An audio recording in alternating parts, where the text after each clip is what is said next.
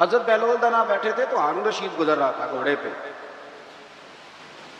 حج کر کے آ رہا تھا، تو بڑے اس کے نعرے لگ رہے تھے، تو بابا کونے میں بیٹھا ہے، بڑے نعرے پیچھے ہٹ جاؤ پیچھے ہٹ جاؤ پیچھے ہٹ جاؤ۔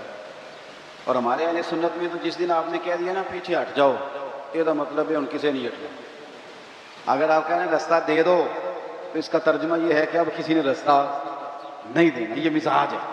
یعنی کوئی بندہ ویسے، ہمارے یہاں ایک پل بنا شہر میں نیا، تو ایک دن وہاں رش بڑا تھا، تو میں نے ایک دوست سے کہا کہ پتہ نہیں تھے بندے کیوں کھڑے ہوئے، تو وہ کہتا ہے ایک تو ویسے کھلوتا ہونا ہے، کہ باقی پھر ٹور کے ہونے پتہ کرو کیوں کھلوتا ہے۔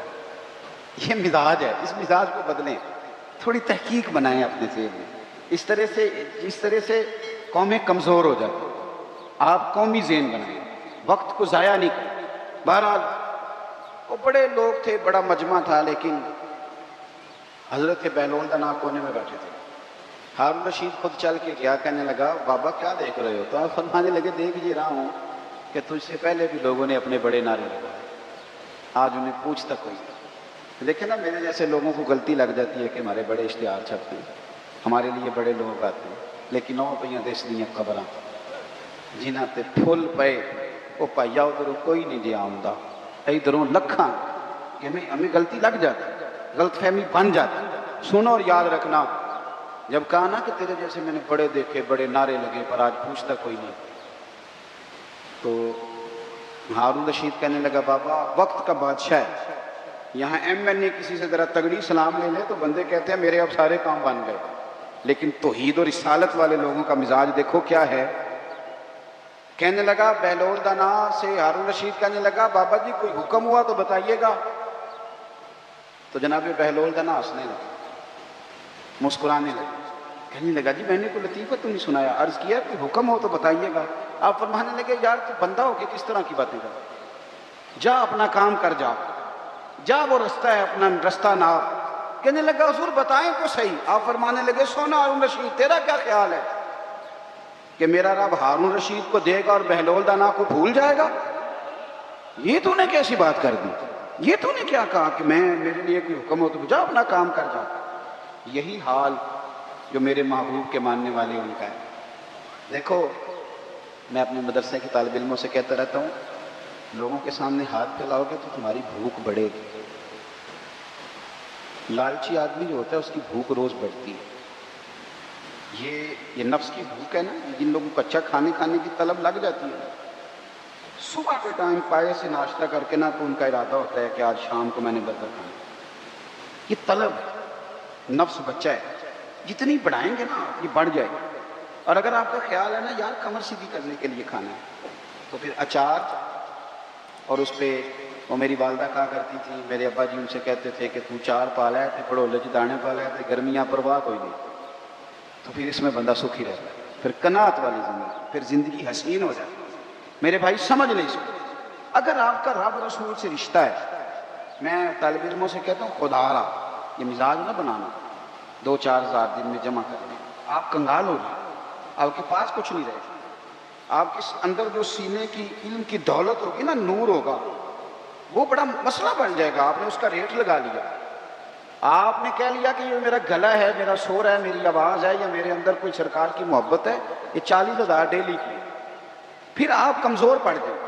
اور اگر آپ کہیں گے کہ سب سے زیادہ کرم ہی میرے اوپر ہے، تو پھر میرے حضرت فرماتے ہیں دنیا داروں سے نہ مانگ، کون دیتا ہے دینے کو منہ چاہیے، دینے والا ہے سچا۔ اور اس کی دلیل داتا صاحب نے لکھی ہے، داتا گنج بخش علی اجمیری نے، سفر کا مہینہ نا داتا صاحب کا بھی ہو سکتا۔ داتا صاحب فرماتے ہیں کہ ابو مسلم نام کا بادشاہ تھا، اس کے دور حکومت میں ایک اللہ کے بندے کو چوری کے جھوٹے مقدمے میں جیل ہو گئی۔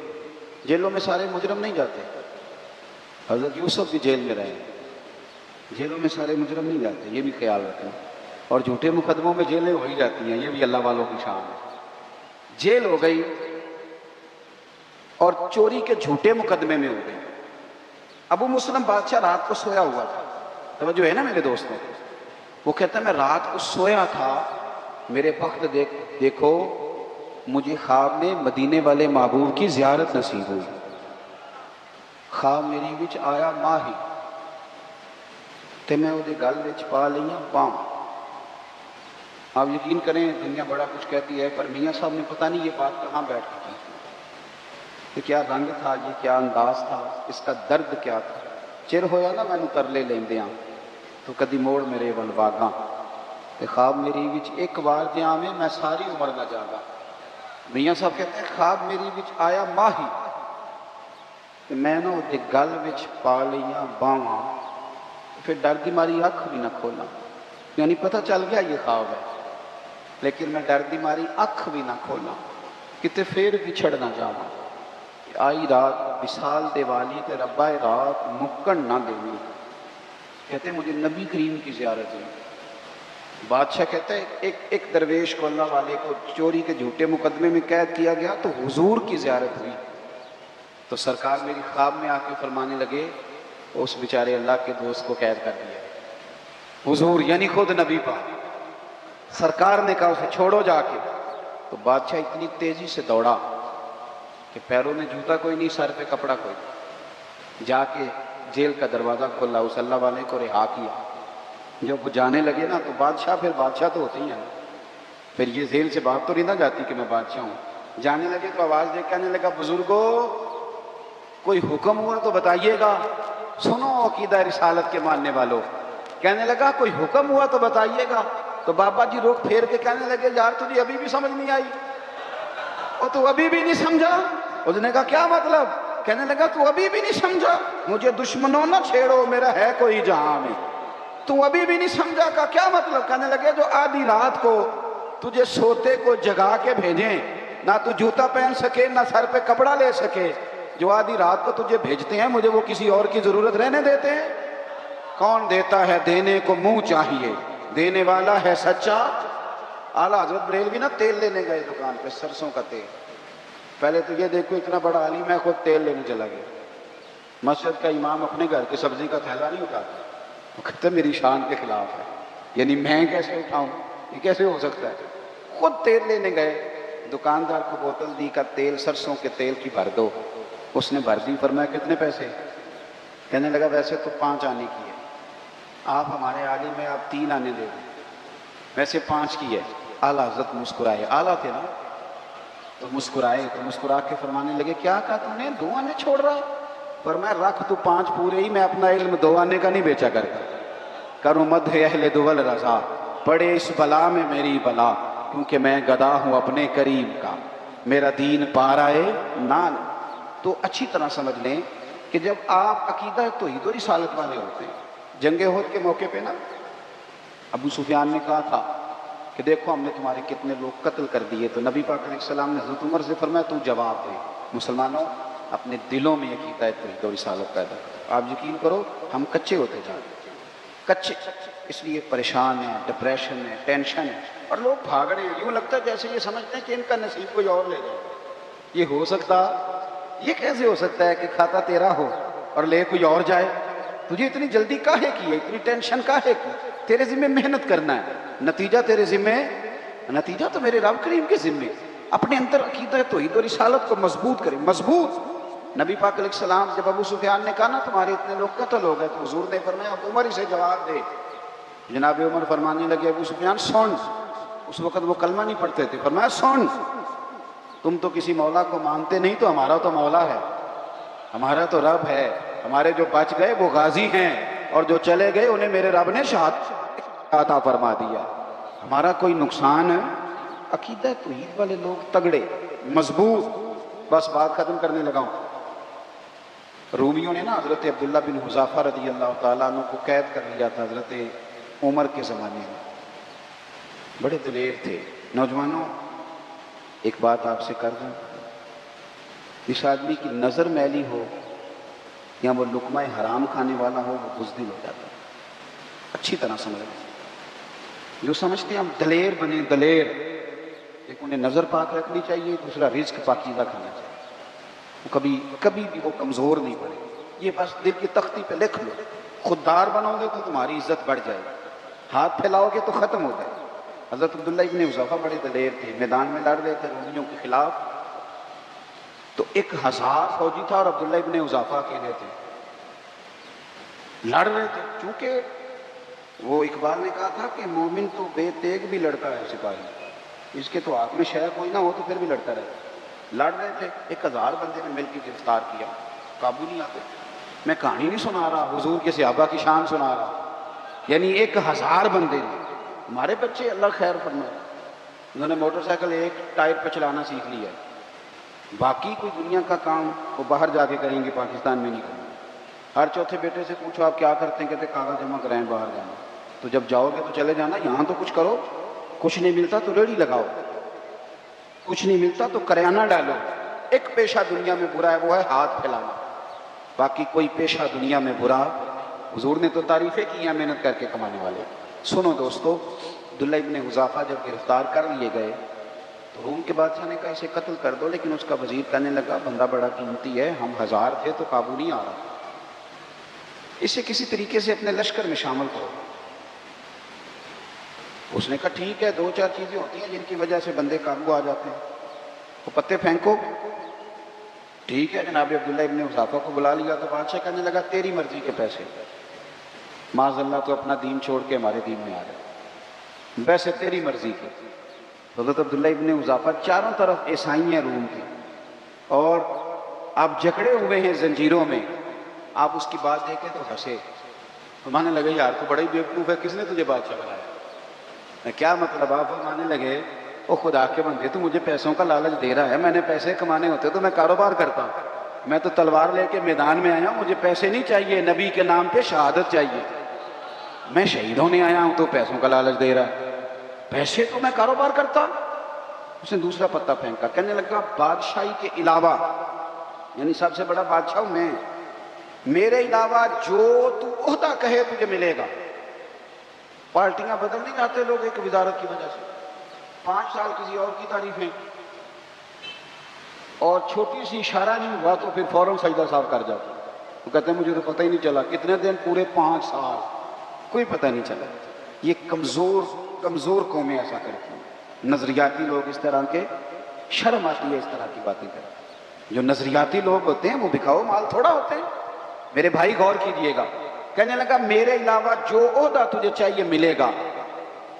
آپ پھر مسکرائے، فرمانے لگے یار تو مجھے کس عہدے کا لالچ دے رہا ہے؟ میں نبی پاک کا صحابی ہوں، اور حضور کے صحابی ہونے سے بڑا دنیا میں عہدہ ہے ہی کوئی نہیں۔ صحابہ تو وہ صحابہ تھے جن کی ہر صبح شام ہوتی، خدا کا قرب حاصل تھا، نبی کی دید ہوتی۔ اب اس نے غصے میں کہا اس کو قید کر دو، کل اس کا فیصلہ کریں گے۔ نوجوانوں غور کرنا، یہ ہے عقیدہ توحید و رسالت کے ماننے والے لوگ۔ بادشاہ کا وزیر کہنے لگا مجھے نہیں ایک موقع دیتے؟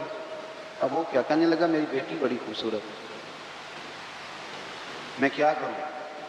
میں تو اس ملک میں رہتا ہوں جہاں کا نوجوان لڑکیوں کے اسکول کے آگے کھڑا ہوتا ہے، کالج کے آگے کھڑا ہوتا ہے، ڈھیر ساری بچیاں پڑھ سکتی تھیں، اس لیے ماں باپ نے کالج سے اٹھا لیا کہ مسلمانوں کے بچے تنگ کرتے، یہودیوں عیسائیوں کے نہیں، ہمارے اپنے، یعنی دل کے پھپھولے جل گئے سینے کے داغ سے، اور دیکھو میرے گھر کو آگ لگ گئی، گھر کے ہمارے بچے۔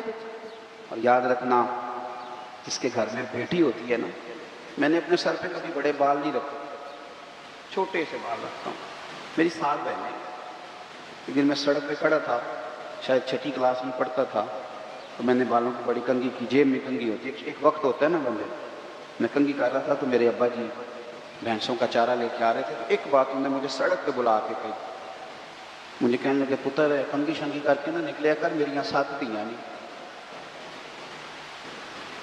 اگر تو کسی کے گھر دیکھے گا تو پتہ نہیں کیا بنے گا۔ ختم ہو گئی بات، کبھی بال ہی نہیں رکھے، ختم ہو گئی بات اس کے بعد، اور کبھی خیال ہی نہیں آیا۔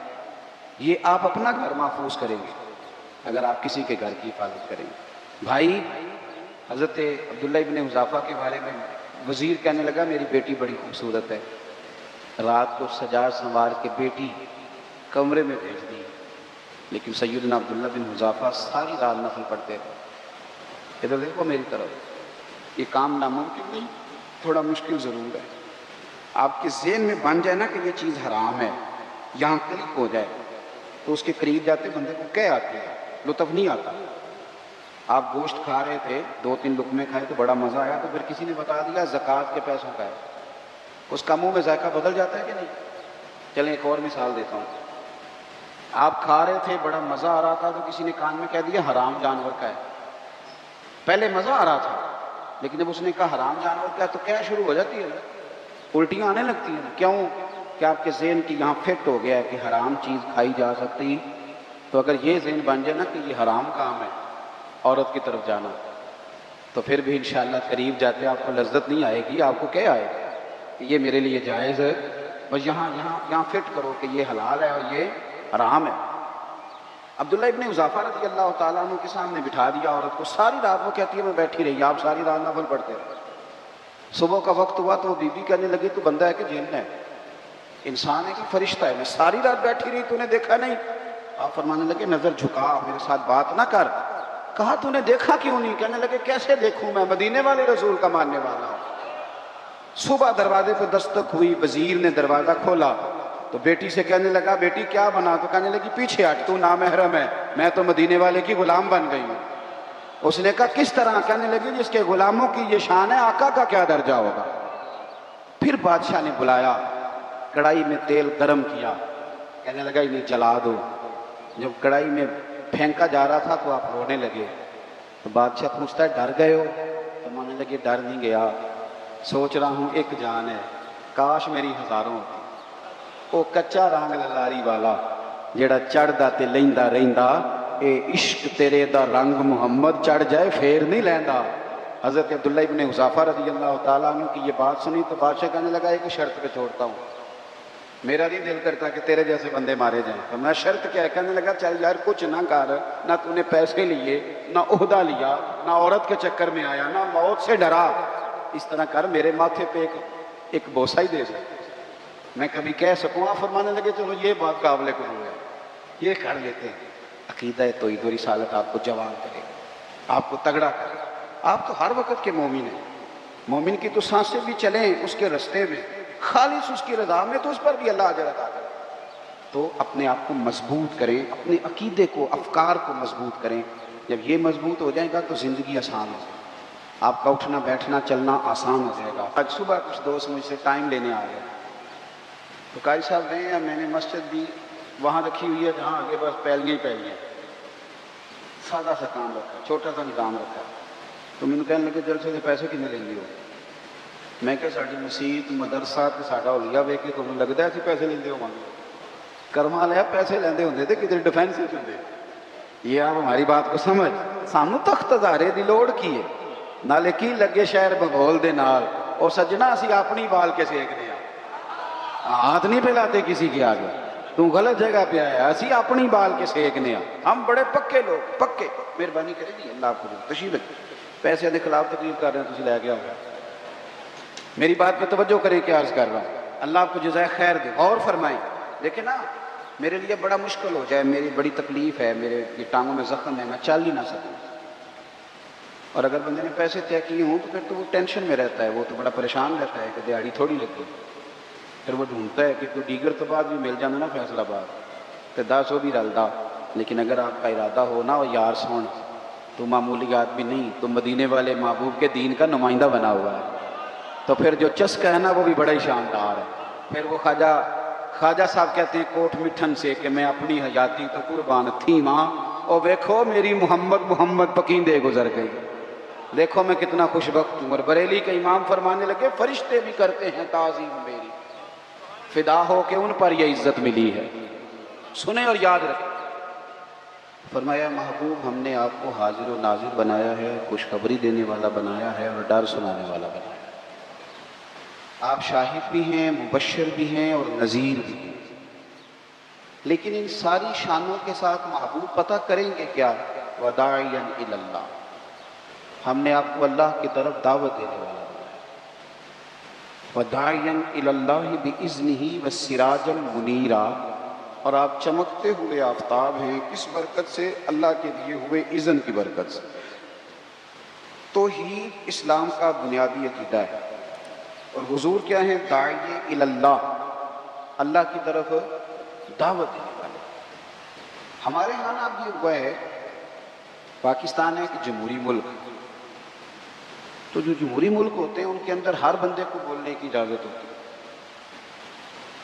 اور کوئی کرائٹیریا نہیں کسی بھی منصب کا کہ اس منصب پہ بیٹھ کے کون بول سکتا ہے تو کون نہیں بول سکتا، فلاں جگہ کون، ہر بندے کو، اب تو خیر سوشل میڈیا ہے، اب تو ہر بندہ جو باتیں دل میں ہوتی تھی وہ وہاں لے آتا ہے، اور جو نہیں لانے والی وہ بھی لے آتا ہے۔ تو ہمارے ملک کے اندر کچھ لوگوں نے معاذ اللہ توحید باری تعالیٰ کے خلاف بھی ایک خاموش تحریک شروع کر دی۔ آپ نے کچھ عرصہ پہلے سنا ہوگا، ہمارے ایک وزیر اعظم صاحب نے کہا تھا کہ جو جس کو بھی پکارتا ہے نا وہ کسی نہ کسی رنگ میں اللہ کو ہی پکارتا ہے۔ اسی طرح کی کچھ باتیں ہمارے ملنگ کرتے ہیں، سارے روپو دے ہی نے سنتے ہیں نا آپ، ہاں نہ تو کرو نا، ناراض ہو تھوڑی مہربانی میں چھیتی ٹوٹ جانا ہے، آپ غور کریں کیا آپ کا، اللہ آپ کو خوش رکھے۔ ادھر دیکھیں، ملنگ کرتے ہیں نا اس طرح کی باتیں، سارے روپ او دے ہی رنگ، معاذ اللہ اس طرح کی بات۔ اسی طرح کچھ ادیب، کچھ شاعر، سارے نہیں کچھ سمجھدار لوگ بھی ڈھیروں ہیں اللہ کے فضل سے قرآن و سنت کو جاننے والے۔ تو یہ شعراء، یہ ادیب، یہ نقبا، یہ کچھ جائز قسم کے صوفیاء، انہوں نے ایک نئی کہانی چھیڑ دیا ہے کہ سارے روح اسی کے ہیں، وہ سارے جو جس کو پکارتا ہے اسی کو پکارتا ہے۔ تو میرا یہ سوال ہے کہ اگر سارے روح اسی کے تھے اور جو جس کو پکارتا تھا وہ اللہ کو ہی پکارتا تھا، تو پھر نبی پاک بتوں کے خلاف جہاد کیوں کرتے ہیں؟ اس کا کیا معنی ہوگا؟ آپ نے ساری سرکار کی اس محنت مبارکہ کا کیا کیا کہ ہر مقام پہ حضور نے فرمایا لا الہ، جھگڑا کیا تھا بھلا کہ بت پکارنے والا اللہ کو پکارتا نہیں، اللہ اللہ ہے۔ اور کس طرح ہے؟ قل هو اللہ احد، تم کہو کہ اللہ ایک ہے، اللہ اور اللہ صمد ہے، بے نیاز، لم یلد ولم یولد، نہ وہ کسی کا باپ ہے نہ کسی کا، نہ وہ جنا گیا نہ اسے کسی نے جنا، اور وَلَمْ يَكُنْ لَهُ كُفُوًا أَحَدٌ، جس کا معنی یہ ہے کہ اس جیسا دوسرا ہے ہی کوئی نہیں، اس طرح کا دوسرا نہ۔ اب دیکھ لیں کہ تیزی کے ساتھ وہ لوگ آئے، وہ دیکھیں جی ہمارے ملک میں ایک ایسا کالم نگار بھی ہے جس کے کالم بڑے دیکھے جاتے ہیں، جس کا پروگرام بڑا سنا جاتا ہے، اس نے کہا تھا ریاستوں کا مذہب نہیں ہونا چاہیے، مذہب قوموں کا ہوتا ہے، ملکوں کا مذہب نہیں ہوتا، جو جس طرح چاہے وہ جیے۔ عجیب بات کرتے ہو صاحب، جو جس طرح چاہے اپنی زندگی گزارے، تو پھر نبی پاک صلی اللہ تعالیٰ علیہ وسلم نے جو بتوں کے خلاف جہاد فرمایا اور توحید بارے تعالیٰ کے تعلق سے حضور نے جو پیغام دیا، سنا میرے بھائیوں، آپ کو غصہ آنا چاہیے، آپ کے چہرے پہ بال آنے چاہیے جب کوئی بندہ یہ بات کرتا ہے کہ نہیں سجدہ کہیں اور بھی ہو سکتا ہے، آپ کے چہرے پر جلال آنا چاہیے۔ دلیل کیا ہے؟ سیدہ عائشہ صدیقہ رضی اللہ تعالیٰ عنہ فرماتی ہے کہ حضور کو کتنا بھی ستاتا تھا تو ناراض نہیں ہوتے تھے، لیکن اگر کوئی اللہ کی حدیں توڑتا تو میرے نبی کے چہرے پر جلال آ جاتا۔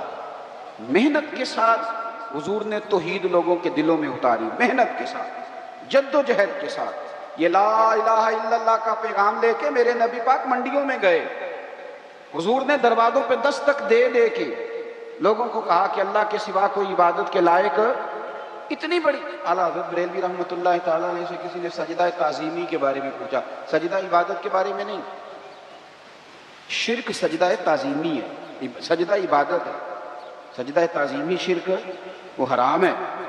کسی نے پوچھا کہ اللہ کے علاوہ کسی نے تعظیماً سجدہ کیا، کسی کو معبود سمجھ کے نہیں، پرانی امتوں میں تعظیم کے لیے کسی کو سجدہ کرنا جائز تھا۔ آپ پڑھیں نا سورہ یوسف، اذ قال یوسف لأبیہ یا ابت انی رأیت احد عشر کوکبا والشمس والقمر رأیتهم لی ساجدین، کہ میں نے دیکھا ہے کہ میرے لیے سورج، ستارے اور یہ سجدہ کر رہے ہیں سارے۔ پرانی امتوں میں سجدہ تعظیمی جائز تھا۔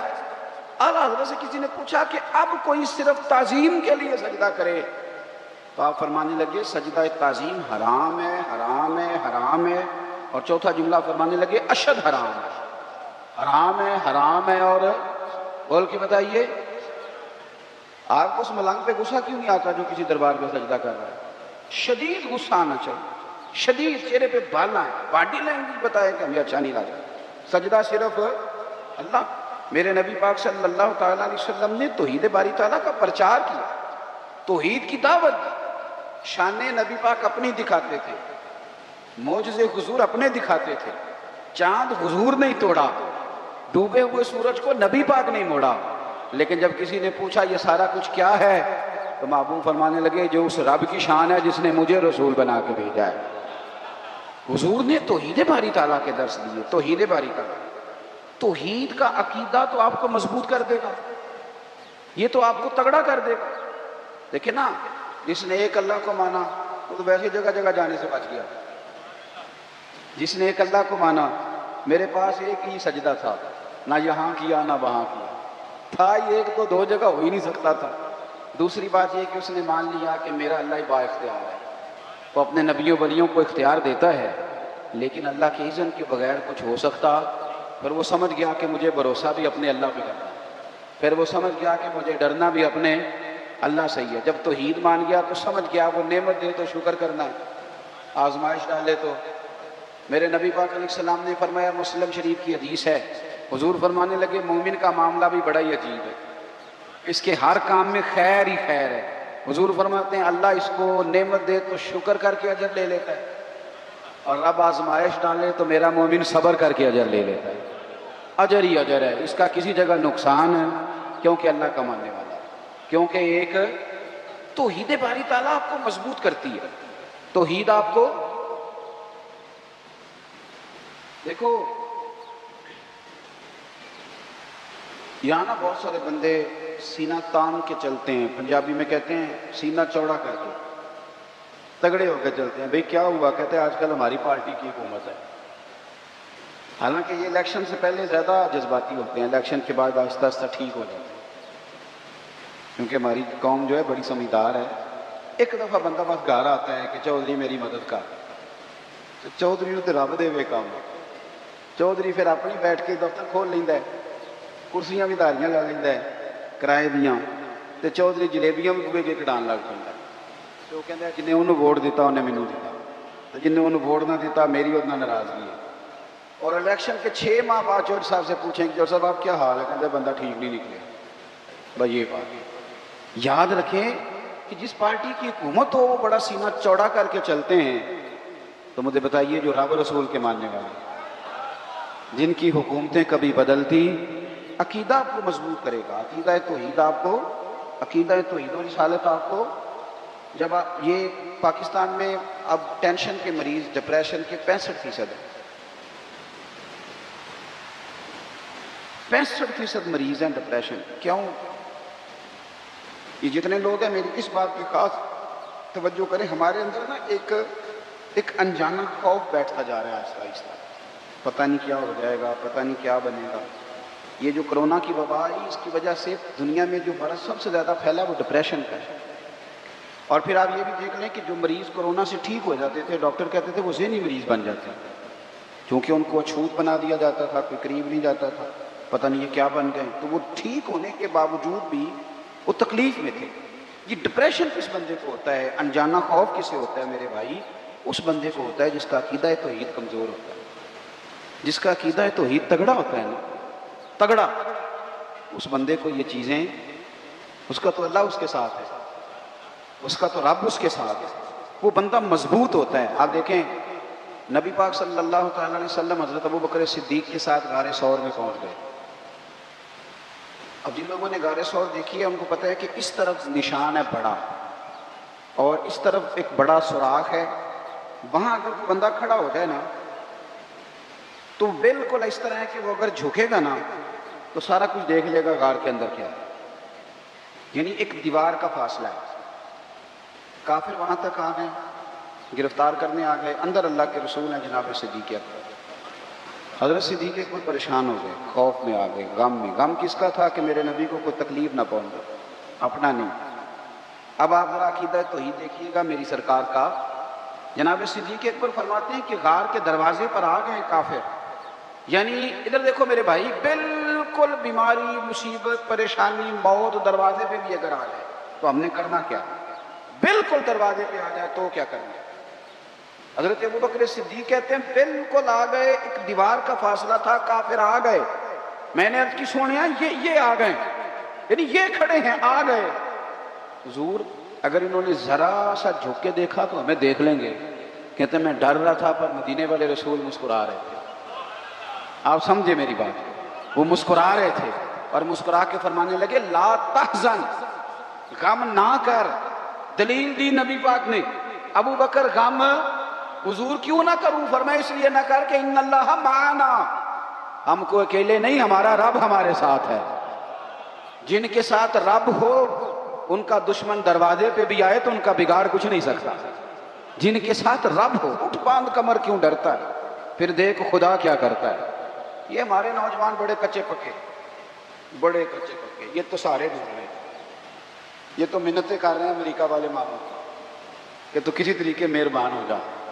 یہ تو بھاگ رہے ہیں لندن والی چچی کے پیچھے، ممانی کے پیچھے، خالہ کے پیچھے. یہ تو سیاستدانوں کی بیچارے یہ کہتے ہیں کوئی جیک لگ جائے، کرنا کچھ نہ کسی طریقے کوئی بازو. کیوں آپ سارے تلاش کرتے ہیں؟ آپ کے پاس تو رب رسول کا دیا ہوا سارا، کیوں سارے تلاش کرتے ہیں؟ آپ توجہ کریں. اگر اللہ رسول کا دامن یہ کوئی ٹھیکہ نہیں ہے. ایک مضمون، ایک کالم نگار ہے، کبھی کبھی ان کا پڑھتا ہوں تو میرا تھوڑا بہت ان سے رابطہ بھی رہتا ہے. ایک دن انہوں نے مضمون لکھا تو مضمون یہاں سے شروع کیا. کہنے لگے کہ ایک چودھری کا بیٹا مر گیا تو ایک غریب کا بچہ اپنی دادی سے پوچھتا ہے کہ اب چودھری کون بنے گا؟ تو اس نے کہا اس کا بیٹا. تو وہ کہنے لگا دادی اگر وہ بھی مر گیا؟ تو اس نے کہا اس کا بیٹا. اگر کہا وہ بھی مر گیا تو اس کا بیٹا. تو دادی کہنے لگی پترا سارا پنڈ بھی مر جائے تو چودھری نہیں بن سکتا. میں ان کالم نگار میں فون کیتا، میں نے کہا یہ تم نے کیا فضول بات نہیں کی؟ میرے ساتھ چل، میں تجھے بتاتا ہوں غریبوں کے بچے چودھری بنے ہوئے ہیں. ہاں چل میرے ساتھ، میں دکھاتا ہوں. اگر امیر کا بچہ ان پڑھ نکلا تو وہ گن لے کے بینک کے دروازے پہ کھڑا ہے، وہ چوکیدار ہے. اور اگر غریب کا بچہ پڑھ گیا تو وہ مینیجر بن کے اندر کرسی پہ بیٹھا ہوا ہے. تو بچوں میں صلاحیت پیدا کر. یہ تو نے کیا بات کر دی کہ چودھری نہیں بن سکتے؟ یہ تجھے کس نے کہا؟ یہ تو بچوں کو اقبال کہنے لگے کہ شکایت ہے مجھے یا رب خدا بندان مکتب سے، سبق شاہی ہے بچوں کو دے رہے ہیں خاک بازی کا. یہ آپ کیا بات کر رہے ہیں؟ انہیں بتاؤ کہ تم سارا کچھ بن سکتے ہو، تمہارے اندر کیا کمزوری؟ آیت نمبر 45 میں اس مضمون کو اس طرح بیان فرمایا کہ مسلمان اور کفار دونوں پر اللہ نے بدر کے دن نیند طاری کر دی. کفار مسلمانوں کو خواب میں کم تعداد میں دکھائے گئے تاکہ مسلمانوں کی ہمت بندی رہے. مسلمانوں نے خواب دیکھا تو انہیں خوابوں میں کافر تھوڑے نظر آئے تاکہ ان کی ہمت بندی رہے. اور اسی طریقے سے کفار نے بھی خواب دیکھا تو انہیں بھی مسلمان کم تعداد میں دکھائی دیے. یہ بھی اللہ کی مشیت کا تقاضا تھا کہ کہیں وہ میدان چھوڑ کے بھاگ ہی نہ جائیں. اگر انہیں زیادہ دکھا دیے جاتے خواب میں تو وہ میدان چھوڑ کے بھاگ. انہیں بھی کم نظر آیا اور انہیں بھی تعداد کم نظر آئی، کیونکہ اللہ کی مشیت کا تقاضا تھا کہ بدر میں حق و باطل کا مارکا برپا ہو کر رہے اور حق غالب آ جائے.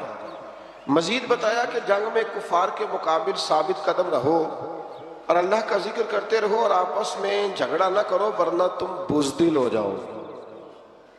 مسلمان قوم اس وقت بزدل ہوتی ہے جب آپس میں جھگڑا کرتی ہے، اور تمہاری ہوا اکھڑ جائے گی. اور کافروں کی طرح اپنی طاقت پر اتراؤ بھی نہ اور دکھاوا بھی نہ کرو. مزید بتایا کہ شیطان کافروں کو فتح کی بشارت دیتا رہا اور اپنی حمایت کا یقین دلاتا رہا، لیکن حق و باطل کے مقابلے کا وقت آیا تو وہ پھر الٹے پاؤں بھاگ گیا. بہت سارے لوگ ہوتے ہیں جو کہتے ہیں آپ چلے میں آپ کے پیچھے ہوں، تو جب پیچھے دیکھو تو پھر موجود وہ کہتے ہیں تو لڑائی کر، تو فتنہ کر، میں تیرے پیچھے ہوں معاذ اللہ، لیکن پھر وہ پیچھے. یہی حال بدر میں کافروں کے ساتھ شیطان نے کیا. آج میں منافقین کے اس حاسدانہ قول کا ذکر ہے کہ جب مسلمانوں کی ہمت اور جرأت کو دیکھا تو کہنے لگے ان مسلمانوں کو ان کے دین نے مغرور کر دیا ہے. آپ چپ کر کے پیچھے بیٹھ جائیں تو لوگ بزدل کہتے ہیں، اور اگر آپ تگڑے ہو کے میدان میں آ جائیں تو کہتے ہیں ان میں غرور آ گیا. تو لوگوں کا مزاج یہ ہے کہ وہ ہر بات کو غلط رنگ دیتے ہیں. اللہ تعالیٰ حق بات کہنے کی، سمجھنے کی اور بیان کرنے کی توفیق عطا فرمائے.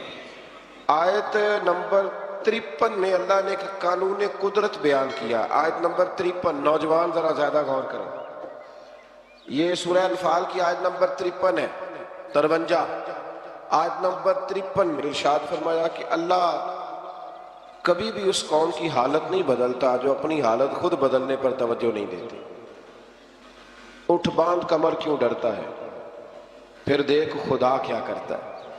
آپ بھی تو ہمت کریں نا۔ وہ کسی نے کہا تھا نا، خدا نے آج تک اس قوم کی حالت نہیں بدلی، نہ ہو جس کو خیال خدا آپ اپنی حالت کے بدلنے کا۔ اللہ نے یہاں قانون دیا۔ تو نوجوان یاد رکھیں کہ غریبیوں کا رونا رونے سے کام نہیں بنتا۔ جو لوگ بیٹھ کے روتے رہتے ہیں کہ اب میں کیا کروں، کدھر جاؤں، تو ان کا کچھ بھی نہیں، آگے بڑھیں، ہمت کریں۔ جب انسان ہمت کرتا ہے تو پھر اللہ اس کی مدد بھی فرماتا ہے۔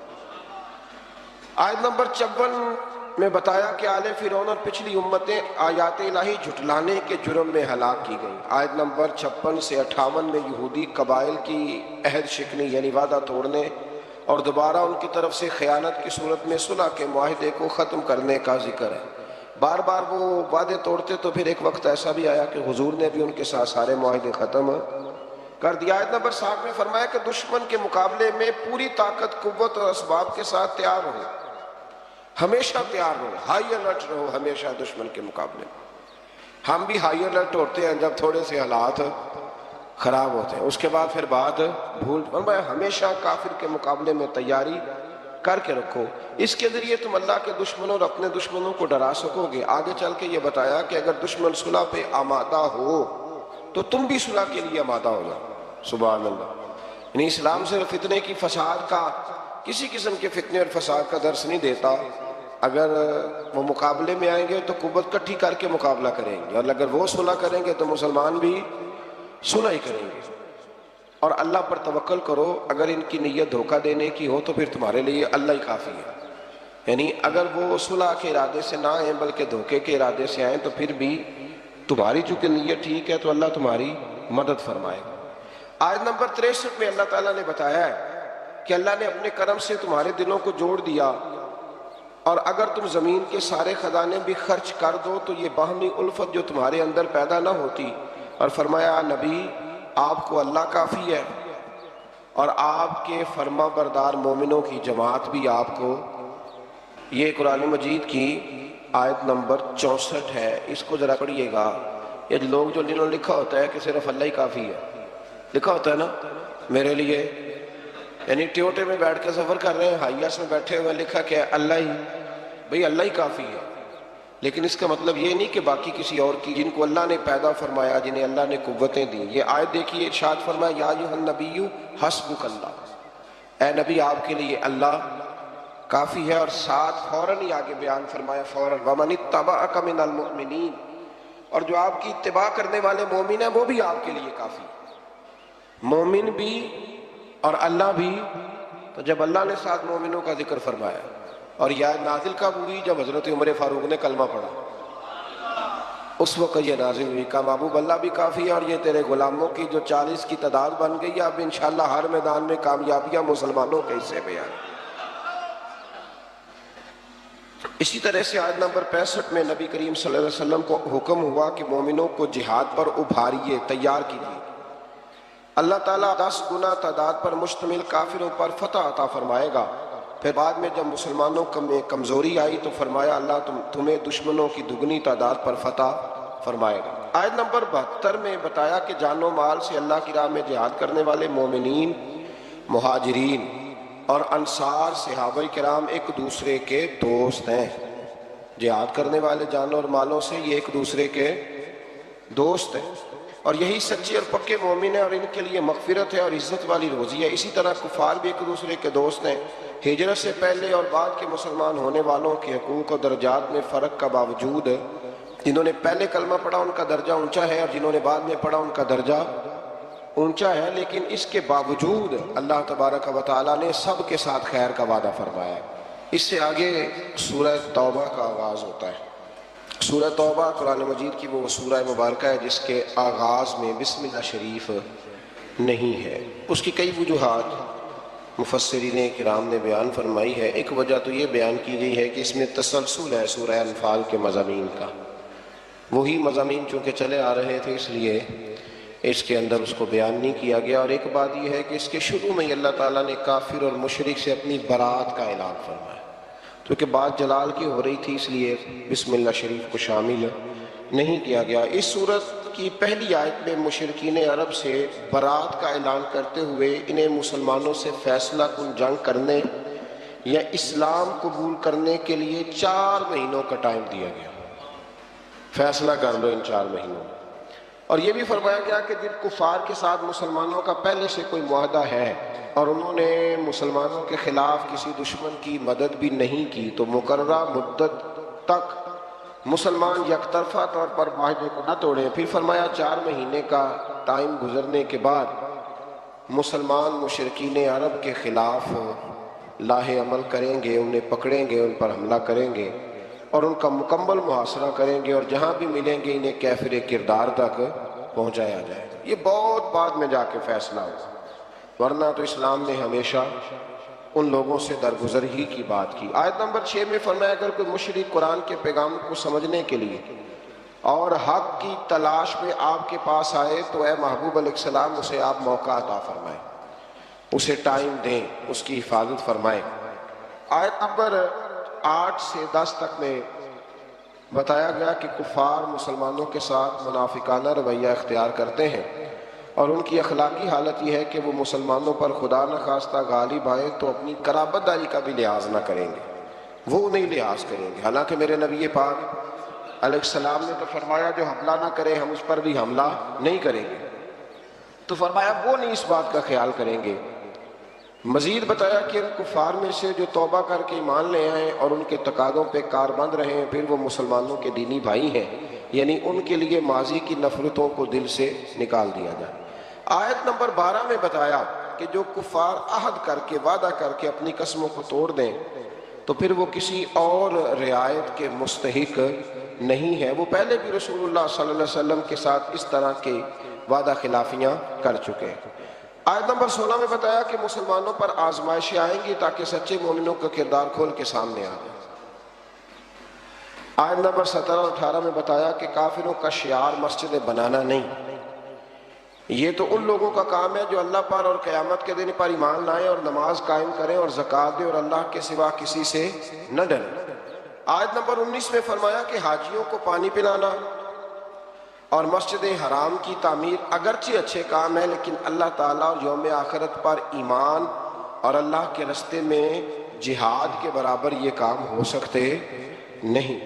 ہجرت اور جہاد کرنے والے مومنوں کے لیے اجر عظیم ہے اور صرف یہی لوگ کامیاب ہونے والے ہیں۔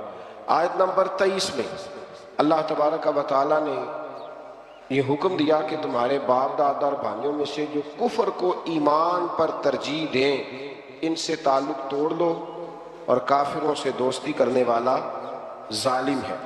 پھر اس سے آگے جو آیت ہے نا سورہ توبہ کی، اس آیت میں تو اللہ تبارک و تعالیٰ نے ہر چیز کو کھول کر بیان فرمایا اور بڑی وضاحت کے ساتھ شرح و بسط کے ساتھ اس مضمون کو بیان کیا ہے کہ مسلمان نے ہر چیز سے بڑھ کر نبی کریم علیہ السلام سے محبت کرنی، ہر چیز سے بڑھ کر، اور فرمایا یہ محبت کرے گا تو پھر ہی اس کا ایمان مکمل ہوگا۔ ارشاد فرمایا قل ان کان آباؤکم و ابناؤکم و اخوانکم و ازواجکم و عشیرتکم و اموال اقترفتموہا و تجارت تخشون کسادہا و مساکن ترضونہا۔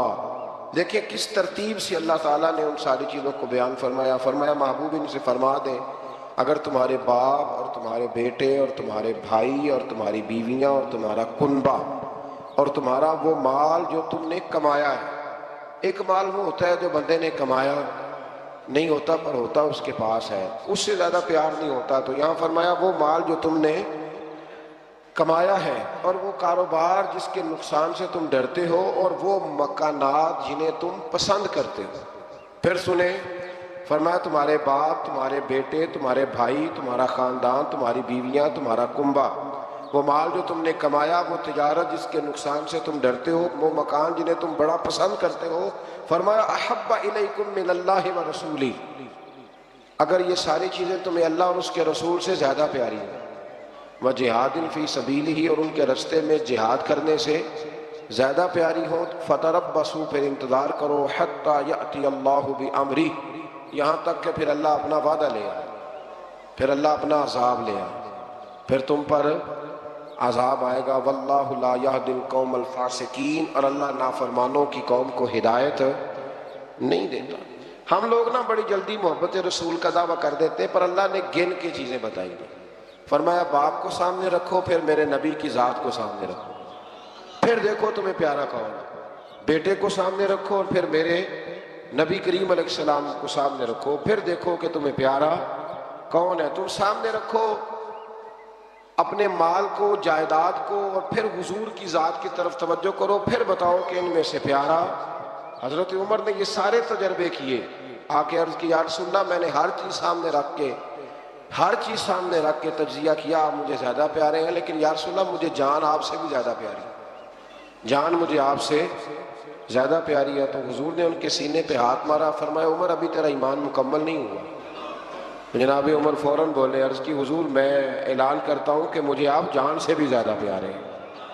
تو یہ ضروری کام ہے، اللہ تعالیٰ ہمیں محبوب کی سچی محبت عطا فرمائے۔ آیت نمبر 25 میں اللہ تبارک و تعالیٰ نے غزوہ حنین کا حوالہ دیتے ہوئے فرمایا کہ بعض اوقات کثرت تعداد پر اترانا کہ ہم بڑے ہو گئے اور نازا ہونا بھی انسان کی ناکامی کا سبب بنتا ہے۔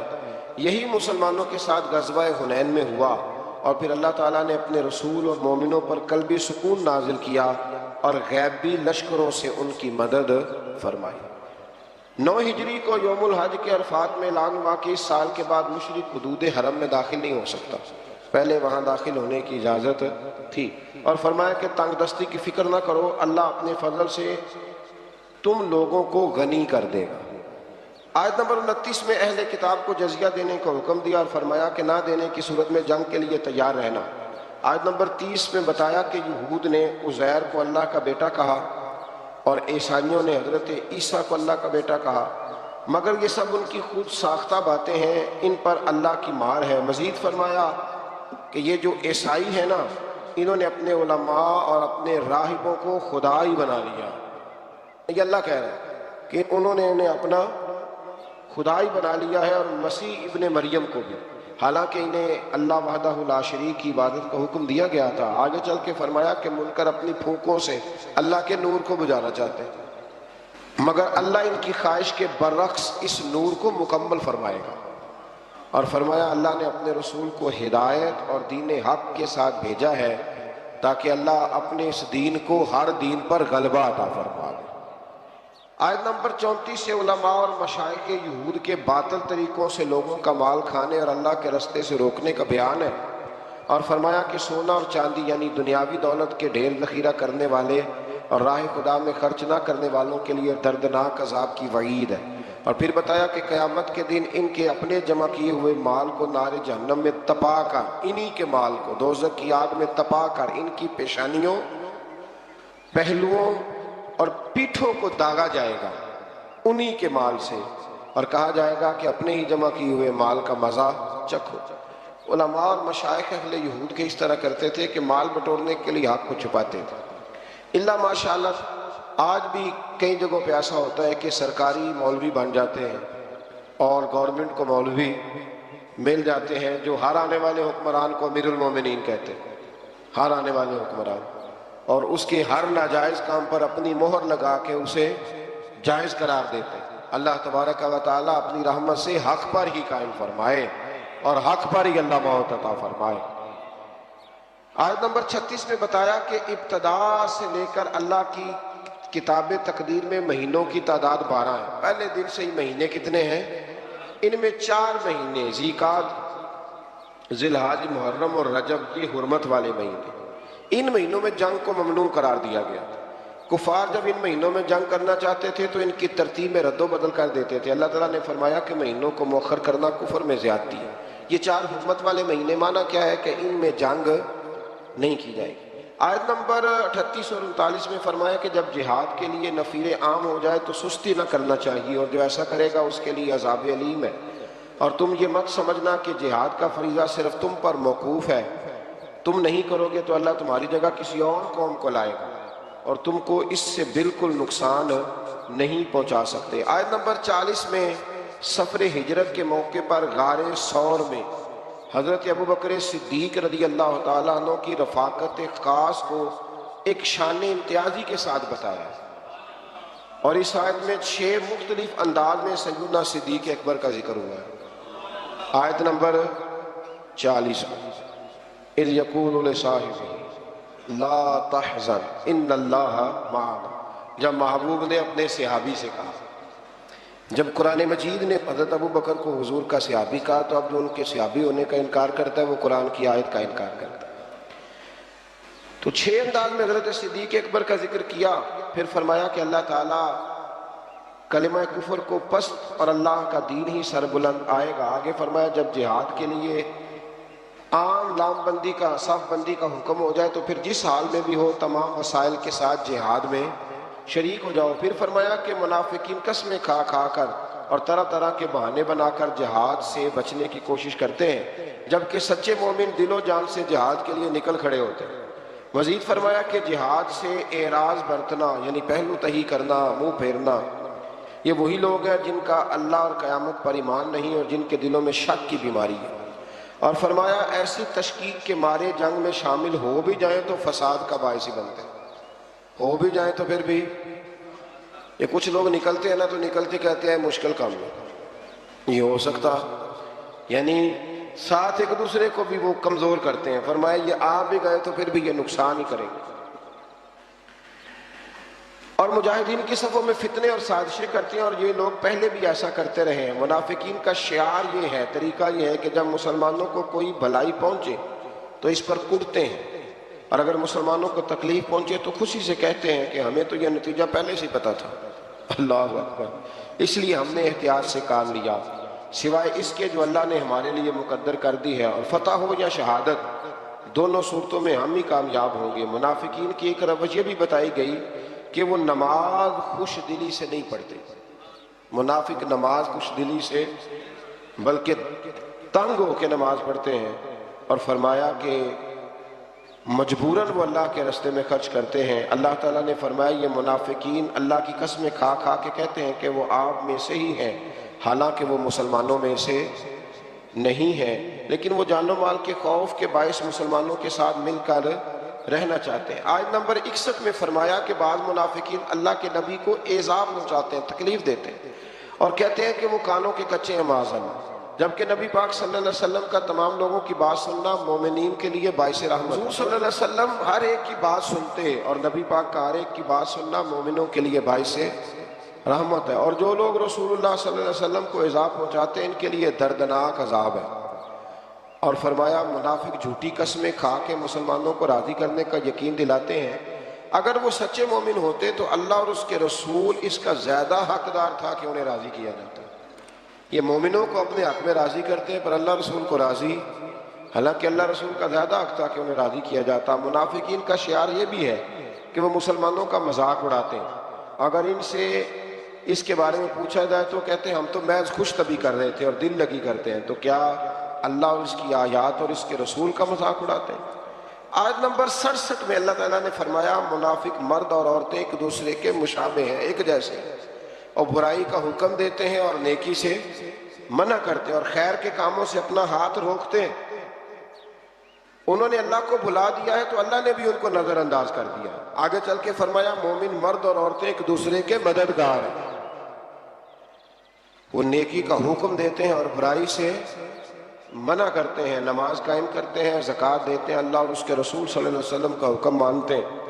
اگلی آیت میں فرمایا کہ اللہ نے مومنین اور مومنات سے جنت کی دائمی اور ابدی نعمتوں کا وعدہ کر رکھا ہے، اور اللہ ہی کی رضا میں سب سے بڑی سعادت ہے۔ آیت نمبر 73 میں فرمایا کفار اور منافقین سے جہاد کیجیے اور ان پر سختی کیجیے اور ان کا ٹھکانہ جہنم ہے۔ یہ کلمہ کفر کہتے ہیں اور پھر قسمیں کھا کھا کے منکر ہو جاتے ہیں۔ اللہ تعالیٰ نے فرمایا انہوں نے کلمہ کفر کہا ہے اور اسلام لانے کے بعد انہوں نے کفر کو اختیار کیا۔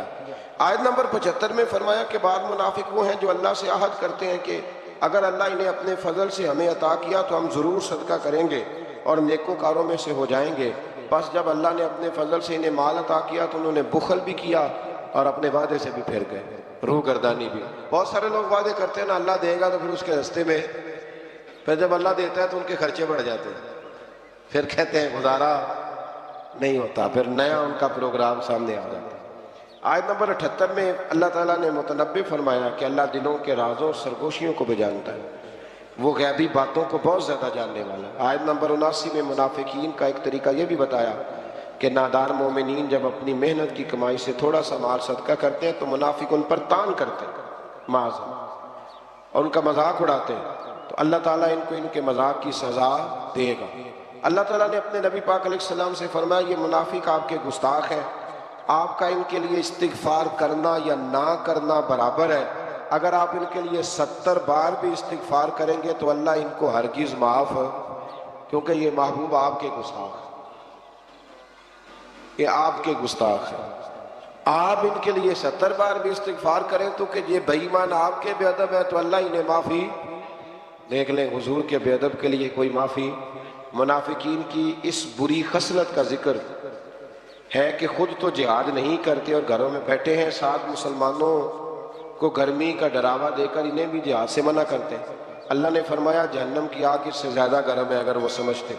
آیت نمبر 84 میں نبی کریم علیہ السلام کو منافقین کے کفر کے سبب ان کی نماز جنازہ پڑھنے اور ان کی قبر پر جانے سے ہمیشہ کے لیے منع کیا گیا ہے۔ منافقین کی قبروں پہ جانے کس نے منع کیا ہے؟ اللہ نے۔ کس کو منع کیا ہے؟ مومنوں کی قبروں پر جانے سے منع نہیں کیا۔ سورہ توبہ کی آیات میں منافقین کی مسلسل مذمت بیان فرمانے کے بعد اللہ تعالیٰ نے ضعیفوں، بیماروں اور ناداروں کے عذر کی بنیاد پر رخصت عطا فرمائی ہے، اور ایسے مجاہدین کو جو خود بھی جہاد کے لیے اپنے مصارف برداشت نہیں کر سکتے اور رسول اللہ صلی اللہ علیہ وسلم کے پاس ان کی سواری اور زاد راہ کا سامان نہ ہو، البتہ جو لوگ صحت مند ہوں اور مالی وسائل رکھنے کے باوجود جہاد سے پہلو تئی اختیار کرنا چاہیں، وہ قابل مذمت ہے۔ اللہ تعالیٰ نے ان کے دلوں پر مہر لگا دی ہے۔ فرمایا جب تمہارے پاس طاقت ہو تو پھر تم نے اللہ کے راستے میں جہاد کرنا ہے، اور جہاد کی جتنی قسمیں ہیں، زبان کے ساتھ جہاد، عمل کے ساتھ جہاد، اور بھی جتنی اقسام ہیں، ان سب اقسام کو تم نے پورا کرنا ہے۔